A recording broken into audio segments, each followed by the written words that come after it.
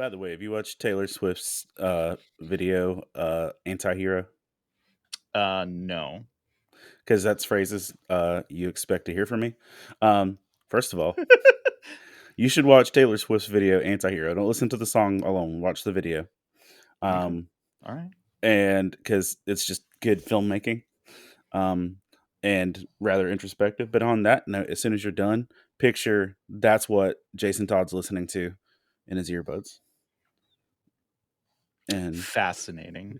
because this brings me infinite amount of joy now. So, All right. Well, see what happens when you listen to the preview, fam? You learn Yep. things. Yep. So let's do it then. Greetings, true believers, and welcome to episode 78 of the Pull List Podcast, a bi-weekly show about comics, pop culture, and faith. My name is Chris Poirier, and with me, as always, is the one, the only, Hector. Welcome, Hector. Welcome to the podcast. We just had an amazing preview of the show talking about Taylor Swift, so there you go. for all of you who just like good headcanon things, listen to Taylor Yeah. Swift's Anti-Hero and then picture that's what Jason Todd listens to in his earbuds. It'll make every comic better. See? And the more you know, and Hector is now telling you to listen to Taylor Swift. So The video's really good. so get on that Tay train, and I'll But, I mean, I guess it broke Spotify when the album dropped, so who am I? So on that, there are strong nerd vibes. Just in the titling, at least. Anti-Hero is one, but then she has another song on there called Vigilante Poop. You know, that I'm gonna for the edits. Wow. Hey, we don't need the mature tag. Bet. No, but yeah, that's like there's a song called Vigilante. Oh, this really is Jason Todd's life story. Okay. But then in the music video for Anti-Hero, like there's a whole like podcast joke because part of the video is like her kids in 30 years at her funeral, and like the one yuppie kid is like recording a podcast, like or like called like It Comes Swiftly or something like that. What? Oh. Wow. I guess. It's just a fun video. It's good creativity. All right. Well, I'll give that, but I guess we should get back to our yuppie. This is a Taylor Swift podcast now. I told you. All right, strap yourselves in, prepare yourselves, for we have comic signs. Better put the word out. Get ready for the nerd out. Better put specs on. Better break necks on. I cut handsome checks for my expansion sets. They call me Obi-Wan. Act like you know me, son. Taylor Swift. Why? Oh. It's me. Hi, I'm the problem. It's me. It's Hector. We've met. But seriously, on today's episode of the Pull List, we've got a great show for you. We're going to hit the latest news that you need to know, our must-pull recommendations from the past couple of weeks, maybe month. Look, the comic shop's been a thing for both of us. October is like crazy busy, but we've been kind of bouncing around. So the books might go 3 weeks. So don't add us. We're still telling you about things you should read. That's what we're here for. I DJ'd an event for a bunch of high school and middle school kids last night. Drove, got home, and then read comics till 1:30 in the morning. Just for you. Just for you. Don't you forget it. And that's true. So we've got a couple fave number ones for you and so much more. But I'm just going to say right now, I tried to go spooky, so this is the Halloween episode sort of that you're going to listen to after Halloween, but here you go. Here we are. This is the Pull List Podcast. Neon noises. And Hector and I are just so glad you're here with us for jocularity. And that's a word. What, you need to look that one up? No, I'm good. No. It's good. So let's see. I mean, I feel like the one thing that we have to talk about just off the top of our heads is James Gunn. Mm-hmm. And DC. Mm-hmm. They've got these movies, right? Yep. Well, two things. because they happen simultaneously and the nuance might have been lost on people, but DC has officially named their movie works and animation works and all of the things that they do DC Studios. So The they're just extended universe is dead. yeah, the extended universe is technically dead, and it's just the DCU and it is DC Studios. All this sounds vaguely familiar. It's really strange. But they're leaning in on it pretty hard, but I think the thing that either was a shock to a lot of people or maybe it wasn't, I don't know. I don't know if I was shocked by it, but other people like faint were like, "Oh." But James Gunn's in charge. Well, I say he's this, like, it goes a long way to a creator when somebody supports them when they get pooped on. yes. Yep. No, And and that's all that really needs to be said there, right? yep. Is that DC's like, "Cool, you're the guy." And Kevin Kevin. Yeah. That one. Yeah, that one was like, "Nah, fam." Well, and did you read his quote about it? No, I saw the article, but I didn't read his quote. So you can fill in the gap there for me. So Kevin Feige said, in terms of James and DC, he said, Mhm. "Well, I don't think he's going to make anything between now and May, but as soon as he does, I'll be the first one in line with my popcorn." Aw. Because he said, like, until May, you're on Guardians duty. Right. It's like you still have some contracts to fulfill. He's like, you finish up Guardians, and then you can jump ship. Then you can do what you need to do. But it really is like Marvel gave him a really solid shot at the big leagues. Yep. And then I feel like their rejection of him like opened the door for DC, and I feel like, that's it. But also, have you watched season 3 of Harley Quinn? I don't think I finished it. I think I have 1 or 2 episodes left. But like, James Gunn's a character. Right. In Harley, so that's fun too. Yeah. Yeah.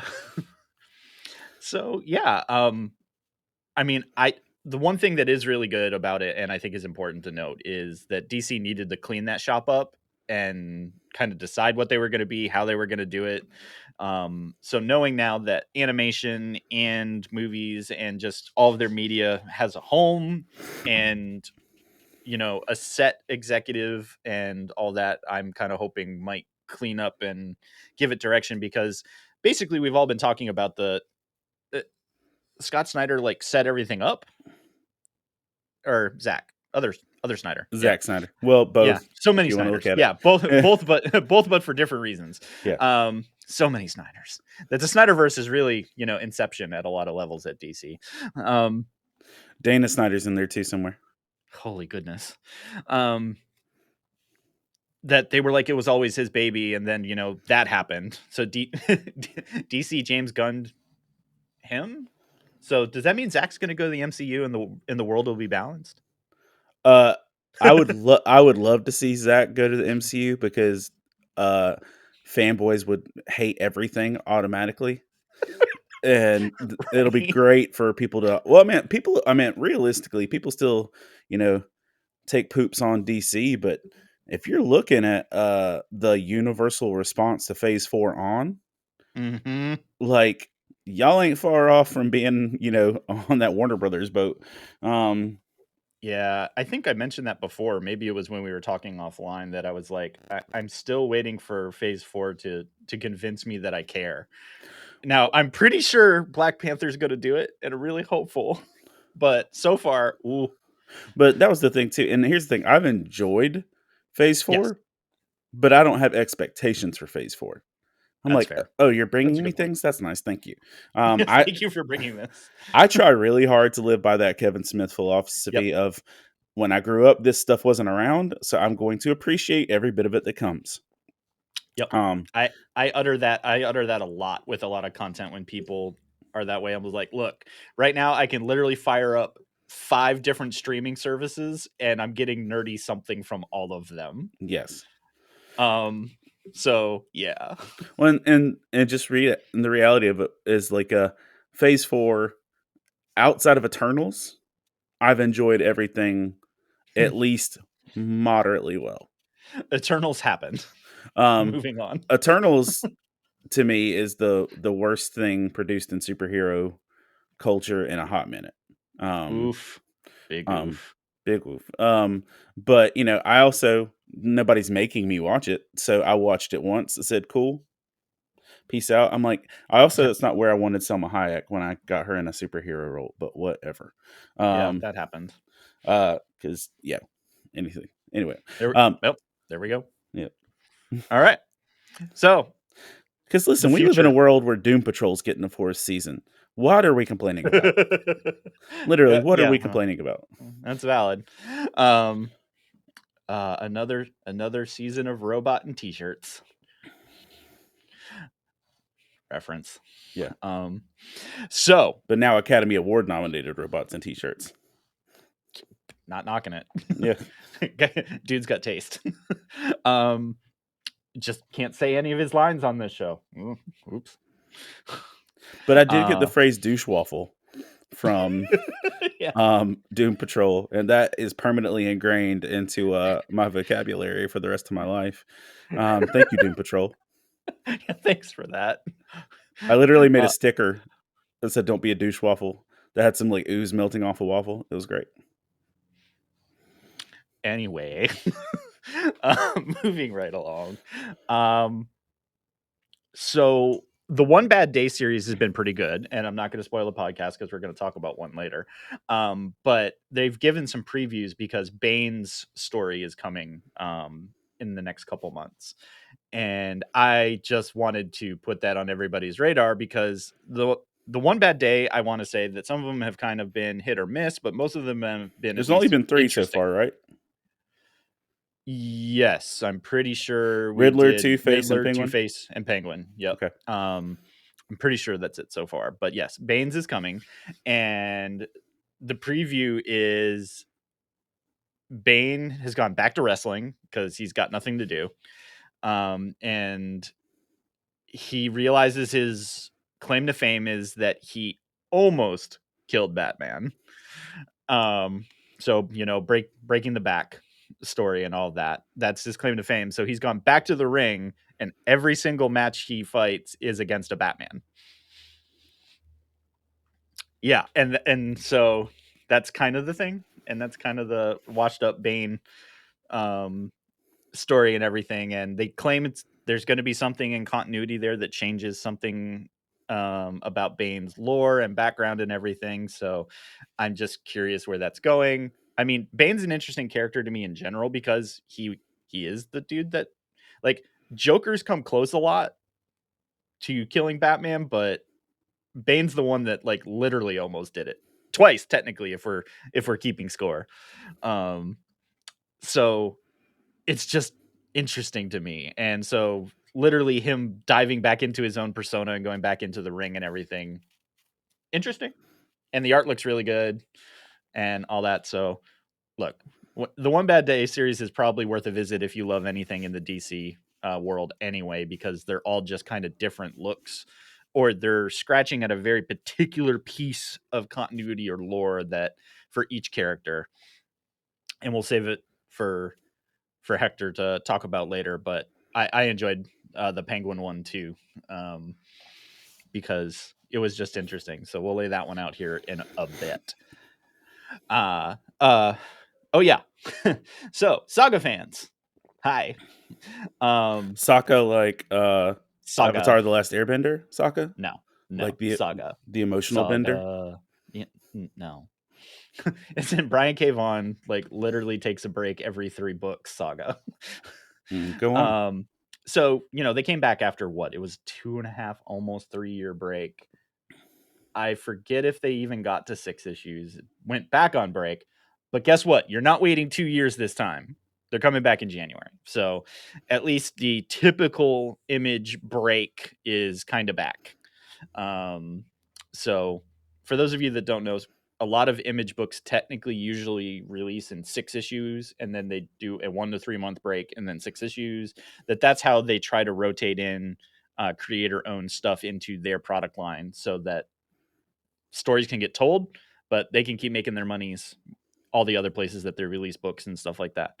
And that has mixed results for the rest of us, because that means we're usually end up waiting a longer period for a full series of something from some of those creators. But I know Saga's been solid from the beginning and that folks just love them.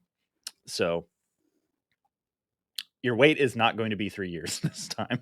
That's what you need to know from this. And that's a good thing, because that's a long time to wait for some stories. Absolutely, it is. It's a long time. And then finally, and there's a few things that we get to talk about here. But Blue Beetle has a standalone series coming back, or starting. It's technically back because Blue Beetle's had Rebirth and other titles. They are doing simultaneous release for the entire series of it's going to be printed in English and in Spanish. Yep. So the reason I want to bring this up is because if you live in America, you probably don't think about comics being published in other languages. They do, but it's usually very limited, and it's usually for very limited circumstances. And even in Marvel and DC's overseas stuff, it's still not as broad. Like, finding some of these books in other languages sometimes are collector's items because there are so few printed typically. Right. So I've got one it's, from Russia from something. yep. And so I think this is a twofold thing for DC, that they are putting their investment where their mouth is in, hey, we should publish stuff in a language that we have a large volume of speakers, even here in America. But also that Blue Beetle's heritage lands firmly in this space. So, they didn't quite jump up and down on it, and that's good, because at the same time, you want it to be legitimate, right? You don't want it to be pandering or even come off in that way. So, but this appears to be a very legitimate, let's normalize a second language printing even here in America. And this is the series that makes a ton of sense to do that, Absolutely. because Well, that means that and the yeah, Renee Montoya thing would also work well. yeah. So I'll be curious to see if this is a test to see if we'll get more.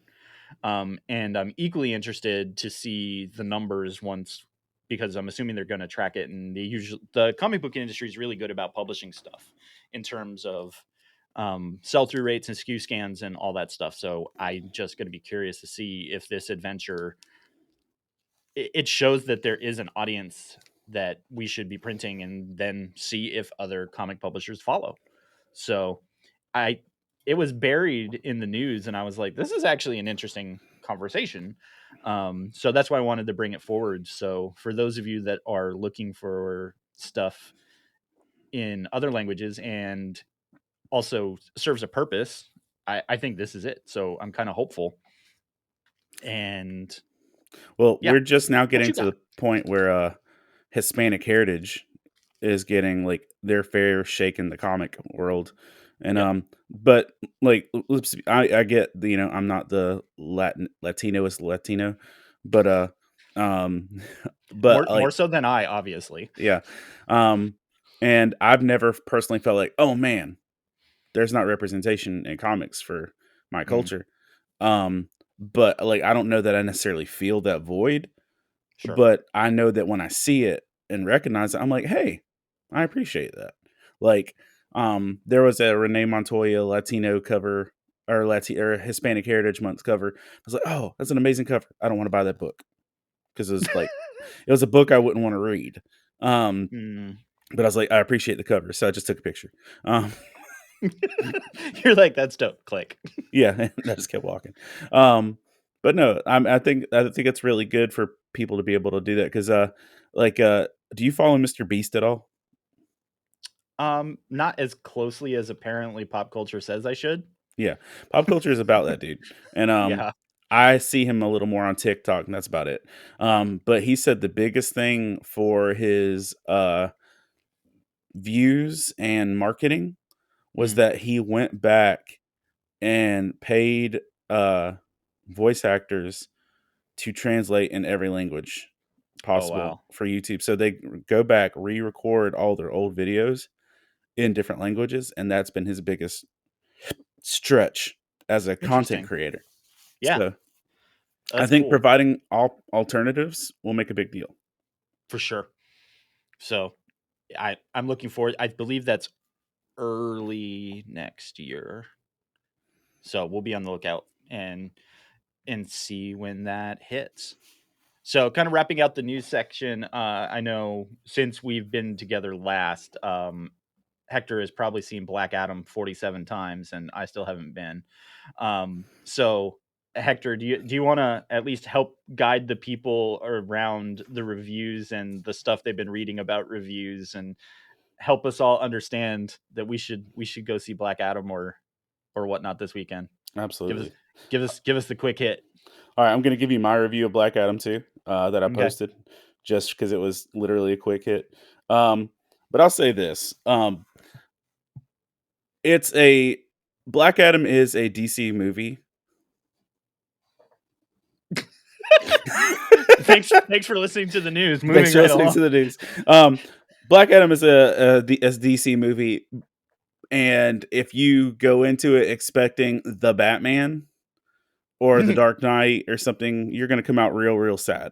If you go expecting that this is a passion project from The Rock and they just wanted to make a superhero movie and establish some stuff, and you go into it like, set your bar, I'll say this not in an ugly way, but set your bar low and enjoy being surprised. Like if you set your expectations low, like, look, I'm expecting The Rock to brood and there to be some shiny fights and stuff like that. If you can do that, you'll have a ball. Visually, well played. Like there's stuff that just visually comes off way more flawlessly than it needs to. A lot of Hawkman stuff, great looking. A lot of Doctor Strange stuff, great looking. For whatever reason, how dare you? What? Dr. Fate. Did I say that wrong? You said Strange. Did I say that? Oh, oops. But also he was a cooler Doctor Strange than Doctor Strange. Dr. Fate typically is. Yeah. For whatever reason, I was really impressed with Hawkman's plane. And like, because it's a plane 100% made of nth metal. But what cracked me up is like, why is Hawkman looking like 90s X-Men in this execution? But I'll say this: just go have fun, and if that's what you could do, if you can go use this as popcorn, go have fun. But here was my word association review. Black Adam equals Thor 1. Okay. It has strong Thor 1 vibes, especially early on, plus Tomb Raider. And specifically the Tomb Raiders video games of the more recent generations. Got you. Yeah. It is literally, I know they're the same source material, but it had strong Shazam vibes. Like as it should. Yep. And and you get the wizard back, which is nice. And what's funny is you hear the word Shazam more in this movie than you do in Shazam. But Mortal Kombat, like straight up full. This was the best Mortal Kombat movie made. Mephisto. I'll just leave it there because it's always Mephisto. And by the way, have you seen all these weird casting things about Mephisto? Well, there's a lot. Army of Darkness. And I really wish that I wasn't saying that. But you get full Army of Darkness. Bartman. Wow. Bartman. The Avengers. And that was my word association review. And thank you for listening to the Pullist podcast. No, that's just like, and I'll say, like, I feel like the JSA was executed better than the Justice League has been so far outside of the Snyderverse, like the Snyder Cut. I've heard that from a few people that this was like the best JSA movie we've ever had. But on the flip side, I feel like and I don't mean this in super negative, but like Cyclone and Atom Smasher are both the rookies on this team, but they're both useless. Like, I'm like, y'all didn't accomplish anything. I'm like, it literally is Hawkman and Dr. Fate handling business the whole time. And by the way, somebody like was asking me at church, like, why were they so aggressive? There's a very subtle line that's, you know, can be missed if you're crunching too loud or whatever, that Amanda Waller provides backstory details on Black Adam that the rest of the world doesn't have, and so that's why they're super aggressive. So if you like, literally somebody that watched the movie same time I did missed a whole plot detail.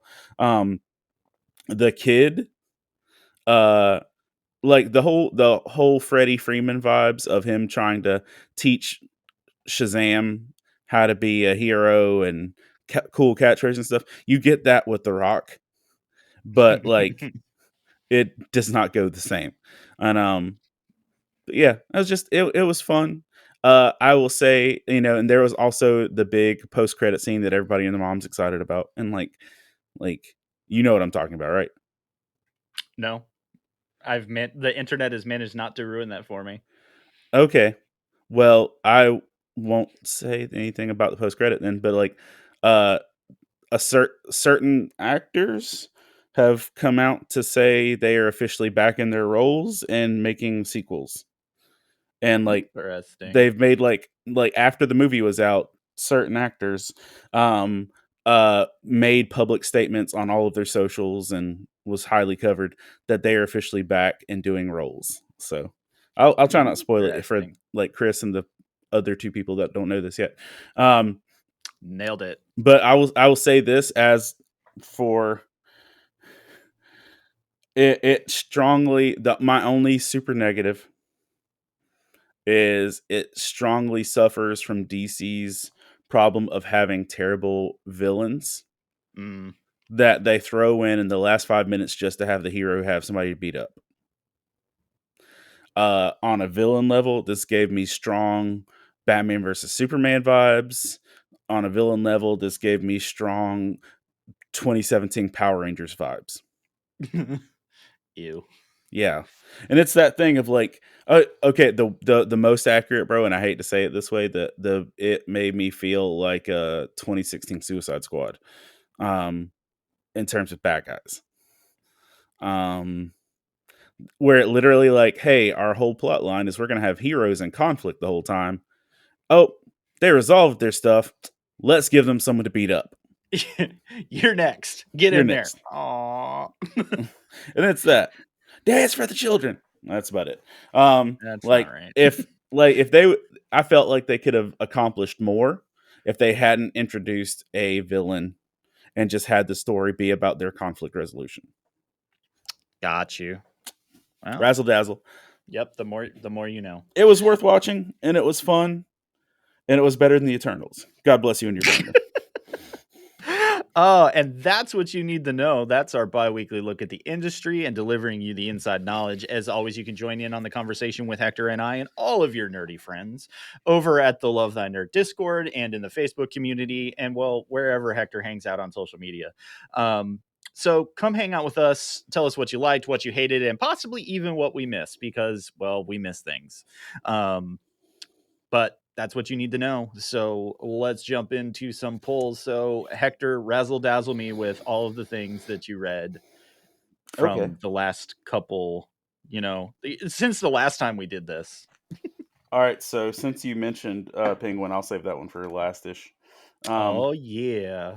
So hell is a squared circle.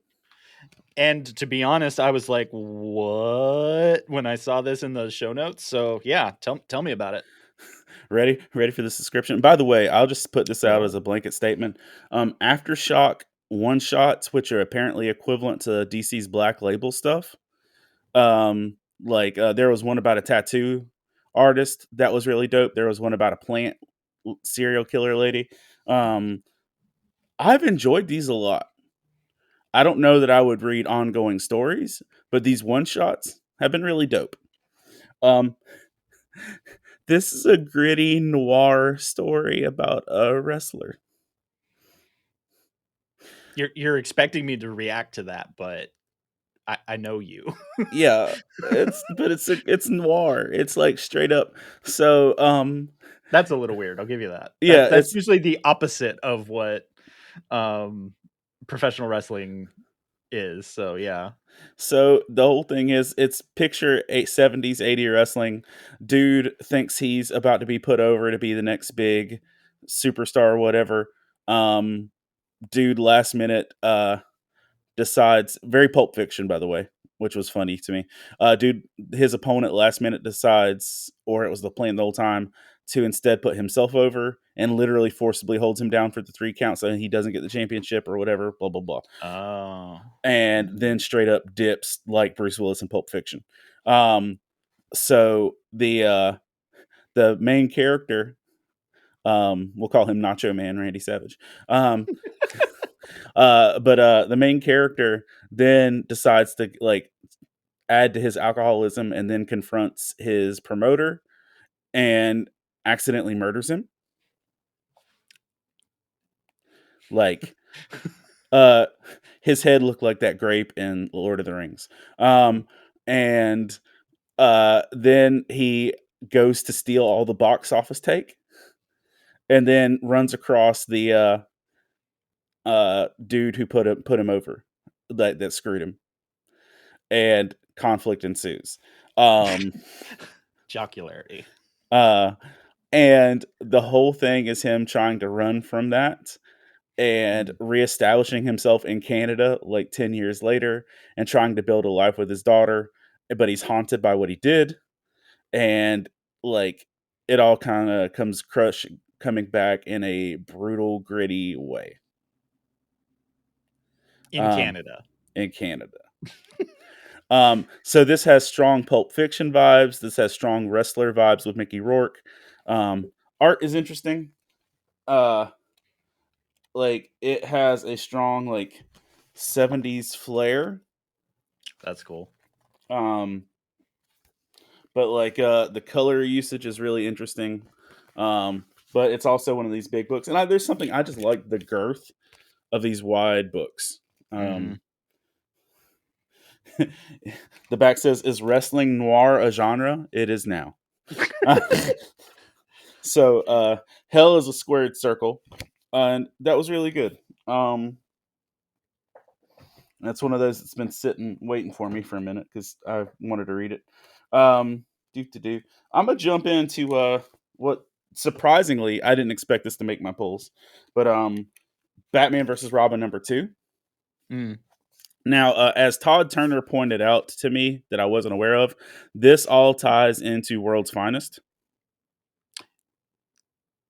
Yeah, I've gathered that World's Finest is actually tying into a lot of stuff, but I'm still not reading it, and I'm kind of also not disappointed in that. But go on. So just note that if you read this, it is solid on its own, but it's tying into stuff in World's Finest that would make more sense. But there's a demon devil dude thing, basically Trigon, but not. Got it. That is collecting all of the magical properties of all the characters, like Dr. Fate's helmet, Ragman's soul clothes, like that type stuff. So Taskmaster? But I mean, he's tangibly collecting their stuff, not their skills. Okay. He's literally collecting. Okay. He's collecting the stuff, but like to siphon off the magic properties of whatever. So the whole thing plays out. I remember I said like the previous issue of this was Damian like turning on, like the return of Alfred, and then Damian like going full rogue on Batman and stuff like that. Well, the deal is the Robin book. This plays into that as well. That Roz's mom, that was a big part of the Robin story, is now like the side chick to this demon that's causing all the problems. And thanks, Roz. Your mom's scandalous proclivities are jacking up the DC universe. But with that, Damian has been like demonically influenced, which is why he's being extra douchey. More so than usual? Like literally demon. Like, but yeah, still considering who his parents are, and yeah, this is like you're raised by Talia and Batman, but you're also a child of the Corn. Like it's on that level. Damian's the worst. But why this makes the pull is that you remember that crazy mess during Tom King's run with the desert and Batman going through all his nightmares and stuff? Yes, dragging dead mom and coffin Yeah. behind the horse thing. Yeah. How can we forget? Thanks, Tom King. Yeah. I feel like this is what that was shooting for, but better. And not dragging the corpse of a loved one in a casket through the desert. Yeah. Obviously. Got it. So why this is good and why this is worth picking up just for the sake of picking this one up. Through all the demonic efforts and whatever that's being thrown at Batman now and Alfred, Batman is chucked into the Sandman world. And he goes through the House of Secrets and through the House of Mystery with Kane and with Abel. And one of the other Sandman associated folks. So like if you don't know Sandman at all, you're like, who are these jabronis? That's them. But honestly, that alone was worth it, just seeing Batman interact with Kane and Abel and stuff like that. And I think you also get the Sisters 3. That makes sense. I mean, they're kind of important to interplanar and other type stuff. So, but the other big pseudo reveal, and being that this will be 2 weeks out by the time you watch this, when the issue ends, we're giving the foreshadowing that Alfred's not really there; it's a demon thing, and screw you guys. So womp womp womp womp. Like they're leaving the House of Mystery or whatever, and Alfred's shadow casts the shadow of or Alfred casts the shadow of like a big demon thing. So it's like, screw you guys. Not okay. Surprisingly, this one was not supposed to make my list at all. I just got it. I'm an old hack and slash fan. Keeping with your nerd spooky vibes and everything. And I'll say this: Tim Seeley does a lot of good things. Nightwing, he's done a lot of good stuff. I think hack and slash is what Tim Seeley does best, and it makes me happy when he does it. This is called Hot Shorts, and it's literally a quick little snippet of what do you call it? Shorts, I guess. Like, but they're like 3 or 4 page stories just scattered together. Okay. It's kind of anthology-ish then. Anthology-ish, but they're not. It's not even that lengthy because it's standard short form. Yeah. So one of the stories doesn't have the main characters in it at all. Like it's completely random. But it's a Johnny Cash and Elvis story. And it's okay. So that it's basically that Johnny Cash, this is right before the Man in Black era, is like struggling with his own inner demons and like the weight of everything, and he's feeling kind of haunted, and he goes to visit Elvis before he passed, and great.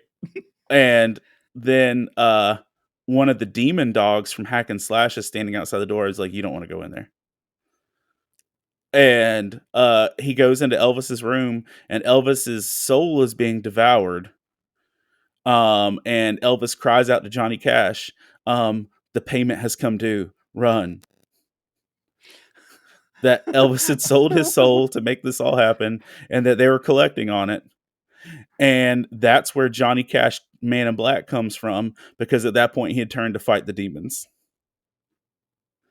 And so it ends with him with a guitar with like nails sticking out of it, like Cassie Hack's bat. Wow. And that's what you start with. I mean, I don't need anything else. That was worth my money. You're like, and away we go. Yeah. And then that literally was worth it.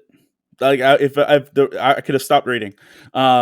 but then like the one of the next ones is Cassie Hack and Vlad, her sidekick, are covered in gore and visceral such and such after saving the world again, Yeah. and they have to wash each other off, like hose each other off in the front yard. And Vlad's shy and doesn't want to get soapy, and he's like, "I don't want to spray you with water or touch you with a sponge. It's weird."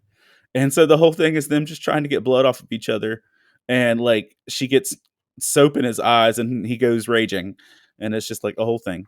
So that's fun. And then like they have this crossover at the end that's Cassie Hack versus Vampirella versus uh 3 or 4 other like Dynamite slash Image slash whatever uh female lead characters, like saying, listen, uh our stories may be terrible, but they need to keep going.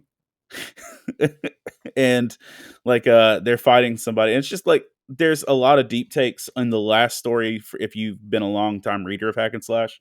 But like I bought this on it's that it was a shorts thing, and I like Cassie and Vlad, but the Johnny Cash thing alone was worth it. So that was There were a lot of words in that sentence that I never thought would be uttered on this podcast. So there you have it. Johnny Cash, Man in Black, different Man in Black. Then my last pull was Batman One More Day, Penguin. And I know you said you read this one too, and yeah, I would say this one is definitely better than the Two-Face one. Yeah, no, I agree. And different vibe. Different vibe. I don't know that it's better than the Riddler one, but the Riddler one just unsettled me. Riddler's still up here for me on that one. But this is I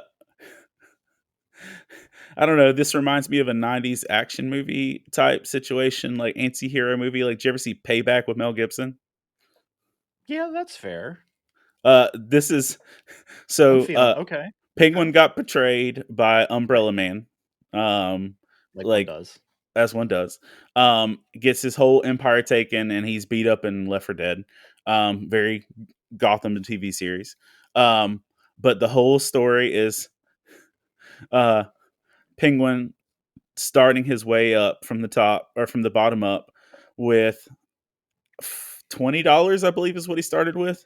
If that, it was practically nothing. It was pretty funny. But the whole story is he's got $5, a bullet with one gun, and he's going to take over Gotham again. Yep. And in one night, it's the progression of him getting back to this place. So he finds a couple lackeys, some people that are willing to stand beside him, and it's literally like him. You see those videos of people who uptrade, like, right. I'm gonna give you a pack of chiclets, and by the end of the night, you need a PS5. Right. Yep. It's the uptrades. This is an uptrade story of Penguin like getting there, but probably one of the best things is Penguin like just straight out talking Batman into being Batman. Yeah, that was pretty cool. Like he's Penguin, like, look. He's just like, listen, man, you know I'm really the reason all this works out and blah blah blah. And he just straight like talks Batman down to where Batman's just like, all right, fine, and leaves. Yeah, I'll see you tomorrow. Yeah, and like it's good storytelling. It's well contained. It had good empathy levels. It was very surprising. Like the characters did not seem like there was no out of the 2 or 3 new characters that were completely introduced in this. None of them really seemed like carbon copies of a different character. Mm. Like I felt like I was actually seeing new ideas and characters, and that was nice because everybody's like a copy of this guy or that guy. This felt a little fresh. So that's it. What you got? All right. So I said at the top that I went pretty Halloween, and I did that mostly on purpose because there's some stuff I did kind of set to the side because I was like, I'll do a Halloween show. But then one book slapped me and I just couldn't not talk about it. So I'm putting it at the top so I can tell you about all the spoopy stuff afterwards. And so I haven't talked about the all new Firefly in a while. Because frankly, it's been boring me stupid. And then this book hit. And I stopped and I went, dang it, what? You got me. So this book is entirely Jane-centric. And it's Jane kind of dealing with Jane. And it pulls from, Hero of Canton level stuff, his hat, Vera, like everything.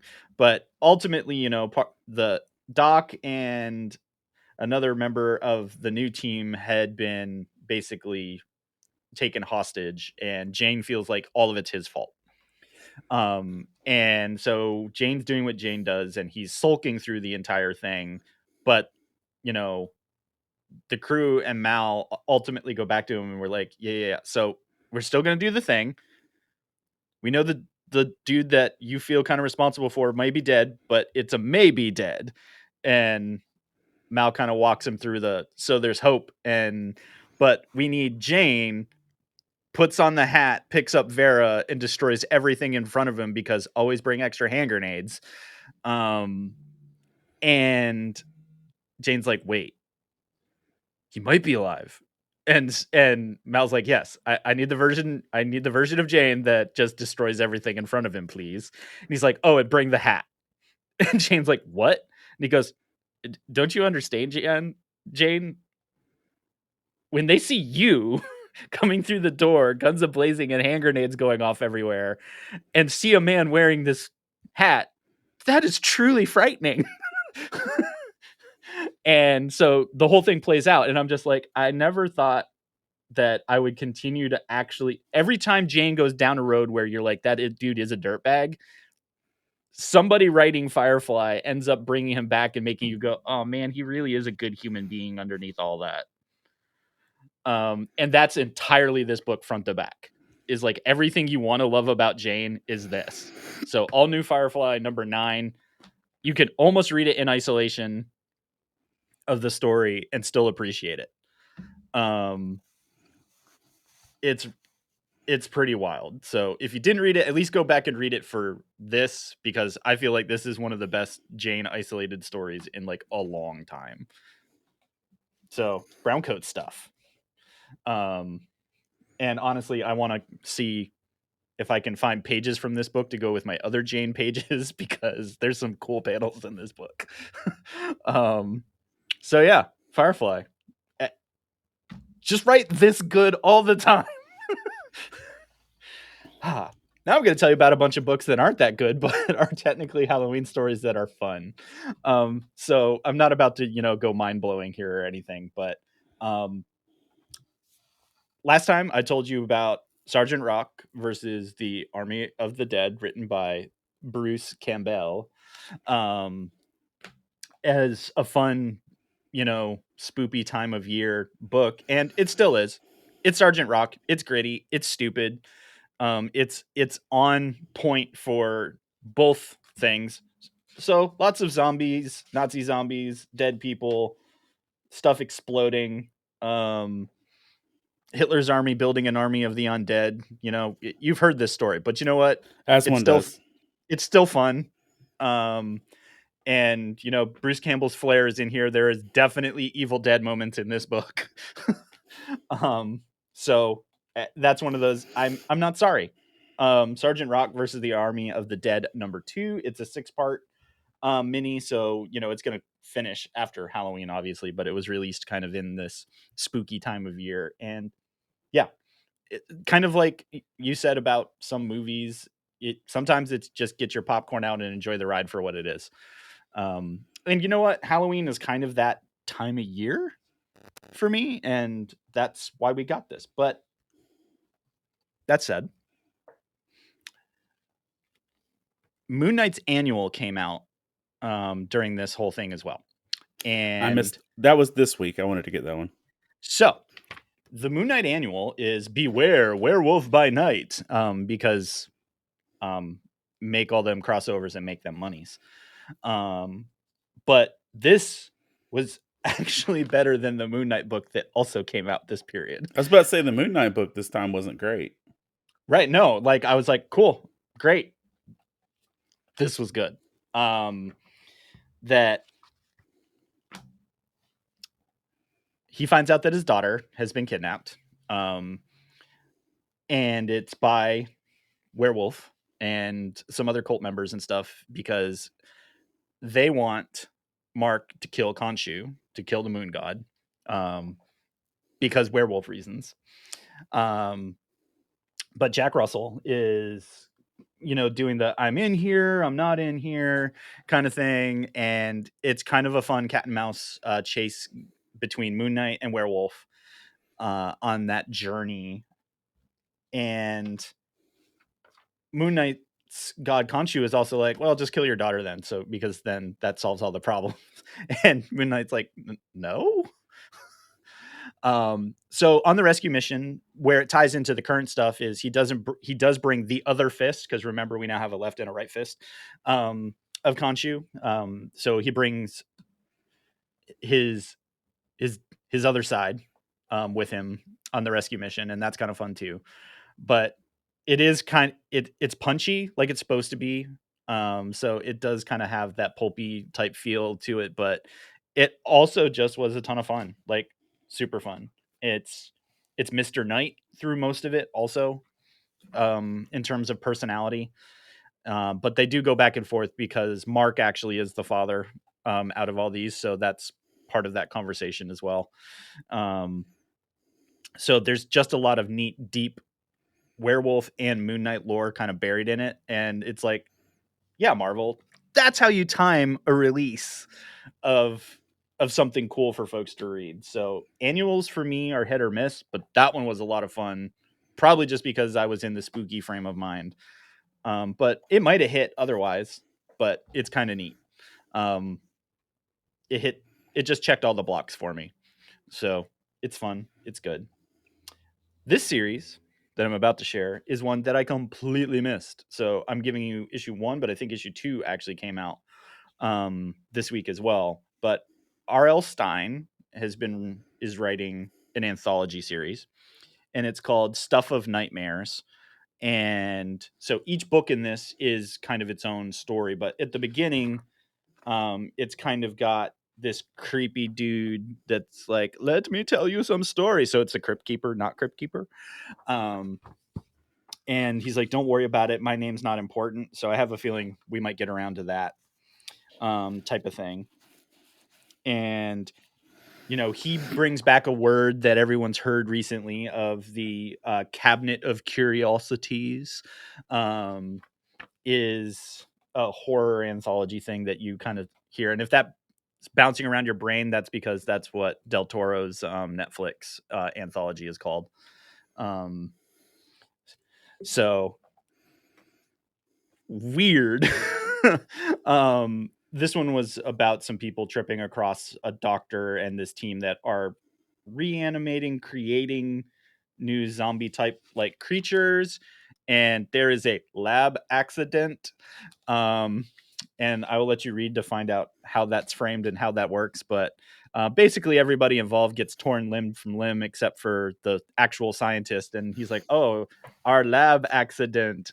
And so he lights the whole place on fire with his monstrosities still alive, killing them. And so the whole thing just kind of plays out at the end in terms of what actually just happened here. And, the crypt keeper being like, those things are dead, but are they? Ooh. It's just very R.L. Stine. So if you're into that goosebump vibe and even a lot of some of his deeper adult work, that is that in comic book form. And this is just the time of year to do that. So congrats. R.L. Stine doing things. So I'm going to hit my number 1 because I'm still on the spooky trail. So I'll let you close it with your number 1 afterwards. But try to take me seriously on this one. I'm curious where it's going, and I think I understand where it's going, but Hellboy in Love. I bought it. I haven't read it yet. So Hellboy in Love is a 5-part series, but it looks like there's going to be either 2 or 3 mini arcs inside of it, which is usually kind of how Hellboys work. They're either 1-shots or 2-shots type stories. And so this... You only get one shot. Yeah, just one. But this one's 2, so you get 2 shots. And so Hellboy in Love, number 1 is Goblin Knight Part 1, and oh wow, I just love Hellboy art when it looks like that. And so there is this, I believe it's a British doctor that has this thing from a museum that is being transported from point A to point B, is the setup to this. We're on a train and a bunch of goblins show up to steal it.